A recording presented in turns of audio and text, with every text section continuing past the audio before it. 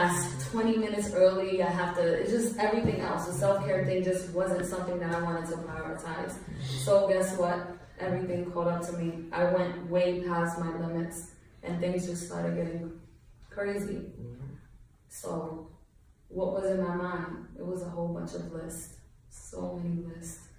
And it was just overwhelming. I'm just like, I gotta do this, until I started panicking.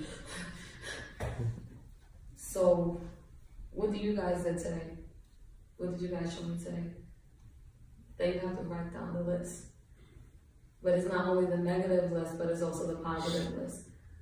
So having anxiety, having depression, even the people that are here to support it's important to talk about it. It's important to put it down on paper, what you're thinking. You don't want to overwhelm yourself. You don't want to get to a point where you can't do it anymore. Or you're just like shaking and you're just like, I don't know why. You just see all of these things manifesting outside of you that you don't know where it came from. I remember I was sitting in one of my counselor's offices and she was just like, things are coming out of you because you're keeping things in.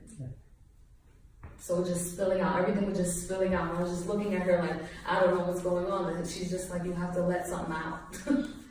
So when I started writing, I started letting it out. I started making my quotes, and then I started making my notes. I started writing articles, I started writing poetry, and then everything just came out so powerful because I was flipping everything that I was saying.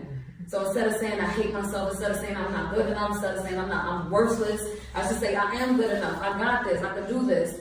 So instead of saying something negative to yourself, remember that you just flip it and say something positive, and let me tell you that is the most powerful thing that you can do for yourself. Instead of saying, I can't do this, we're going to say, I got this. Instead of saying, I'm not good enough for this, you can say, this is not for me, but I'm going to find what's good enough for me. Because everything is not for everybody. And I wrote an article the other day, and it was basically you trying to figure out what's good enough for you. You have to figure it out. And it's okay, because some things are limits. Some things are limits and boundaries for you. Everybody doesn't have everything. We're people. And we're people with a certain perspective. We're people that we are meant for something. We're not meant for everything. So therefore, you know what that means? That we have to find out what we're good at and what we're meant to be. So I conclude this speech that I didn't know I was going to say, that I learned from you guys, is that you use your hands, you write down lists, you say thank you, you say I can do this, you write a letter to your anxiety, I love yours. It's just like everything. You want to say something? I want to say something. You want to say something? Oh, that's